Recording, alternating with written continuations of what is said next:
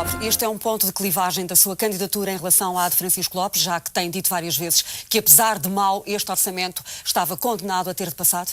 Não, não foi exatamente isso que eu disse e permito discordar, mas desde já, boa noite, Dr. José de Sousa, boa noite, Sr. Francisco Lopes. No dia 1 de outubro deste ano, afirmei numa conferência de imprensa que eu era contra este orçamento de Estado, porque efetivamente era um orçamento de Estado que iria provocar mais pobreza, mais miséria, mais desemprego e que não estimulava em nada o crescimento da economia e, por isso, das empresas. Nós precisamos de criar emprego, nós precisamos de criar riqueza, valor, mais-valias, porque o problema não está na criação da riqueza no nosso país.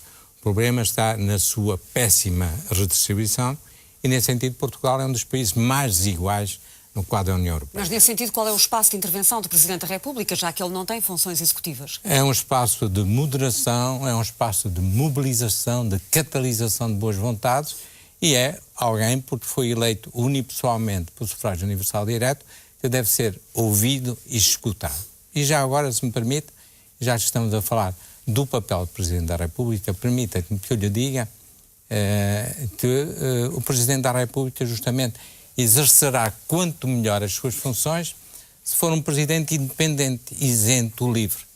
E nesse sentido, com todo o respeito, a minha candidatura é a única candidatura livre, independente, suprapartidária, o que me permitirá ir para Belém de mãos livres, um cidadão livre em Belém. E nesse sentido, com todo o respeito, mais uma vez, a sua candidatura é oposta da minha.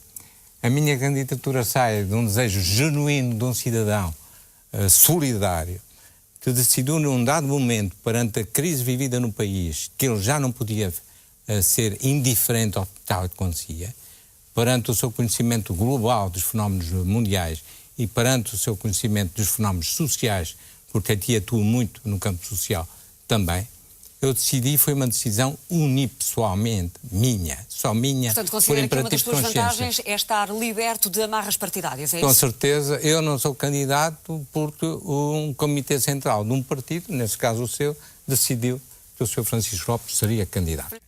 Eu fui muito claro e tanto é que desde a primeira hora eu anunciei que eu apoiaria a greve geral, como a apoiei e estive presente. Por isso, não vá por aí, por favor, que não vai a parte nenhuma. Quanto à questão da experiência política, evidente, eu não tenho passado do todo o Partido Comunista Português. Não posso ter, não tenho idade para isso. Mas eu faço política internacional há mais de 30 anos. Há mais de 30 anos. Há mais de 30 anos. E política internacional nos cenários mais dramáticos que o Sr. Francisco Lopes pode imaginar. Tenho ouvido falar recentemente do pobreza e até cataclismos naturais em Santarém. O Sr. Francisco Lopes já viu o que é a pobreza extrema. O Sr. Francisco Lopes sabe o que é morrer alguém de fome nos seus braços. O Sr. Francisco Lopes sabe o que é um terremoto e já viu corpos esmagados à sua frente. O Sr. Francisco Lopes está a falar de coisas que desconhece. É de pura retórica e de puro conhecimento livresco. A minha experiência política é a experiência do terreno, em que em mais de 30 décadas eu sempre dignifiquei o meu país em todo o mundo e sempre me ocupei da solidariedade interna em Portugal, já que abri 14 centros sociais neste país e já que criei mais do que 400 empregos neste país, tanto no quadro da minha instituição como no quadro de N empresas de inserção social. Digam-me, por favor, o Sr. Francisco Lopes já criou um único emprego em Portugal, fala tanto de emprego. O Sr. Francisco Lopes já viu uma criança correr atrás de uma galinha para apanhar um pedacito de pão que levava no bico da sua galinha para comer? Dr. Fernando Nobre, já falamos das relações, das chamadas relações institucionais entre o Presidente da República e o Governo.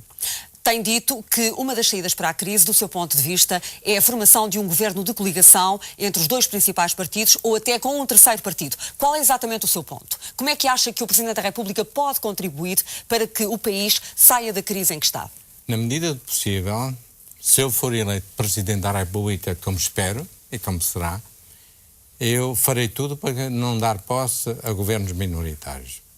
Exercerei todos os meus poderes explícitos e implícitos da minha função para, em diálogo com a pessoa que vem digitar para Primeiro-Ministro e em diálogo com os líderes de todos os partidos, tentar obter a maior coligação possível que dê sustentabilidade e garantia de um governo estável para Portugal. Acha que esse governo devia ser constituído por que forças partidárias?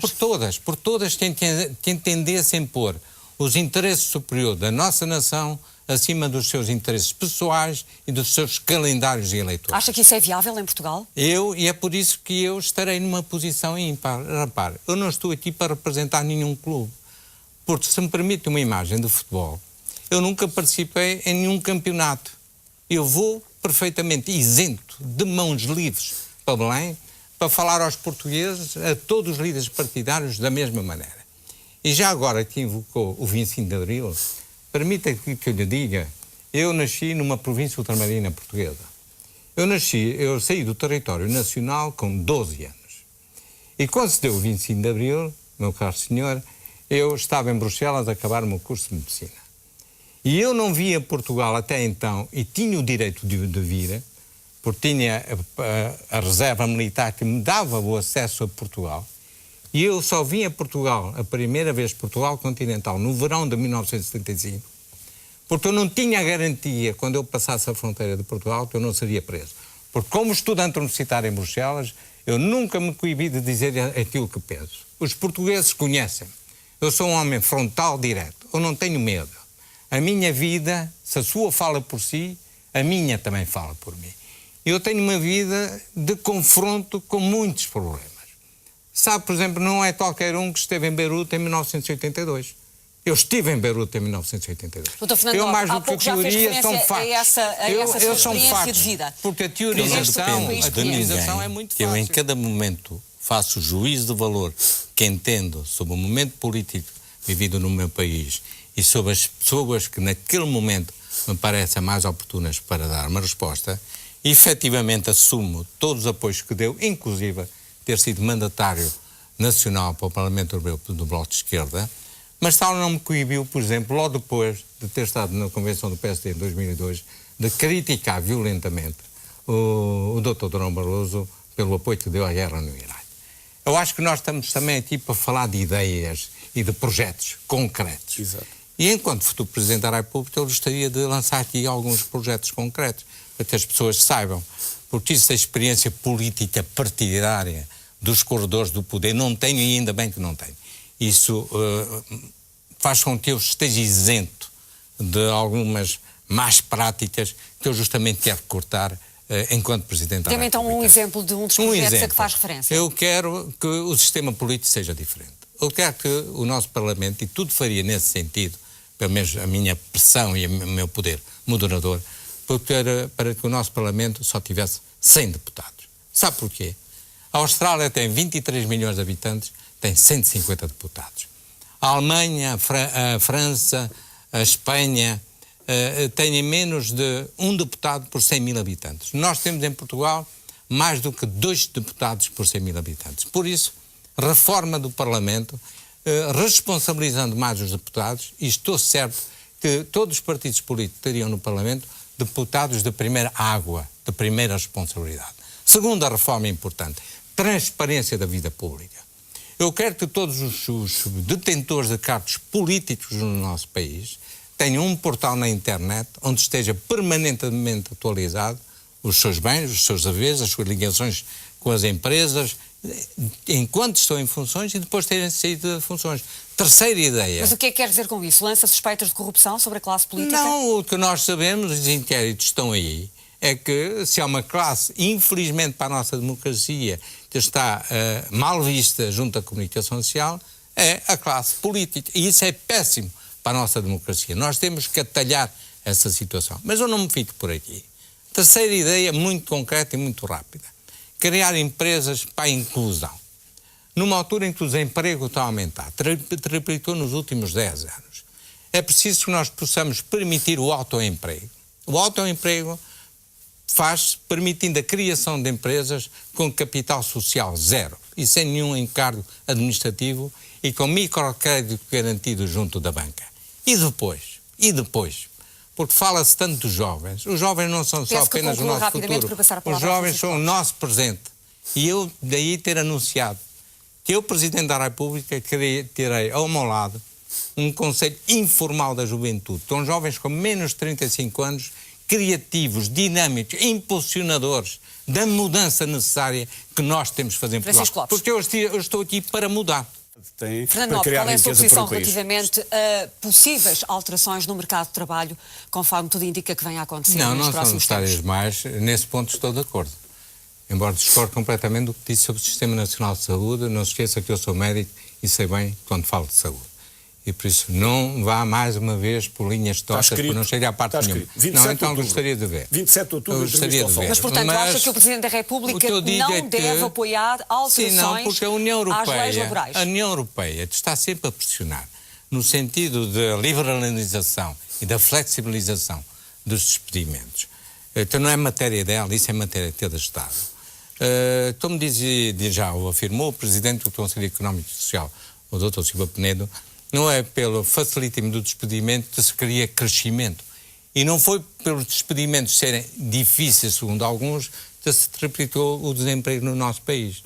Por isso eu acho que as leis laborais, como elas estão em Portugal, já houve alterações suficientes, estão mais do que adequadas, mais do que isso é contraproducente, porque vamos, mais uma vez, e muita gente se esquece, que no meio da pobreza no nosso país, 11% dos pobres até trabalham. Nós estamos com salários baixos e já agora, eu sou daqueles que pugam que a União Europeia, que tanto fala de flexibilização e de economia, deveria criar um salário mínimo europeu.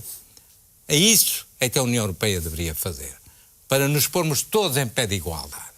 Em vez de estar sempre a empurrar num único caminho, que é o caminho do precipício, para onde eu, se for Presidente da República, Portugal não irá de certeza absoluta. Fernando Nobre, qual é a sua resposta a esta pergunta? Eu acho de ouvir algo de extraordinário. Se é um candidato de esquerda. Não, eu acabo de ouvir algo de extraordinário, se permite. Quer dizer, um médico que atua no campo da solidariedade, que eu nunca fiz parte de nenhum partido político, como o senhor, que é funcionário de um partido político há 30 anos, que nunca estive no Parlamento como o senhor está há 5 anos. Eu, um cidadão livre, eu também sou responsável pela crise no meu país, como todos os cidadãos portugueses são. Mas se há um sistema que é responsável, é o sistema ao qual o senhor pertence. O senhor pertence a um sistema político perverso, caduco, ultrapassado, retórico, que levou o nosso país exatamente ao impasse em que ele está. Foram os partidos políticos dos quais o senhor faz parte que nos puseram na situação onde nós estamos. Não foram os cidadãos anónimos como eu, de certeza absoluta. A menos que eu tenha sido culpado por andar com o meu bisturi a tratar pessoas e por andar a dar de comer às pessoas que tinham fome. Qual é o objetivo da sua candidatura? A minha candidatura é uma candidatura de união. Eu não estou aqui para excluir ninguém. A minha candidatura é a única candidatura transversal de todos os aspectos. Mas qual é a meta que impõe a si próprio? Ser eleito Presidente da República, não tenho a mínima dúvida. Porque eu sou o único candidato que tem na sua estrutura de candidatura, tanto na juventude como na sua comissão executiva, desde membros do Partido Comunista até membros do CDS. Que tem na sua comissão de honra, desde membros da CDU até membros do CDS. E por isso a minha candidatura é uma candidatura transversal. Ninguém tem nem dúvidas sobre isso. Eu sou a única candidatura verdadeiramente livre, verdadeiramente independente. Esta é a candidatura de um cidadão livre, independente, que entendeu pôr-se ao serviço do seu país. País esse que já lhe deu muito e chegou o momento dele retribuir. É a primeira vez que na história da República de Portugal há um cidadão que não é general, que nunca pertenceu a nenhum partido político, que nunca foi deputado, que nunca foi Presidente de Câmara e que ousou candidatar-se e será candidato à Presidência da República. E mais, um português nascido numa província ultramarina. Eu estou aqui para romper com todo um sistema político identificado como uma classe que nos mergulhou num impasse sem solução, pelos vistos, aparente com os mais dos membros.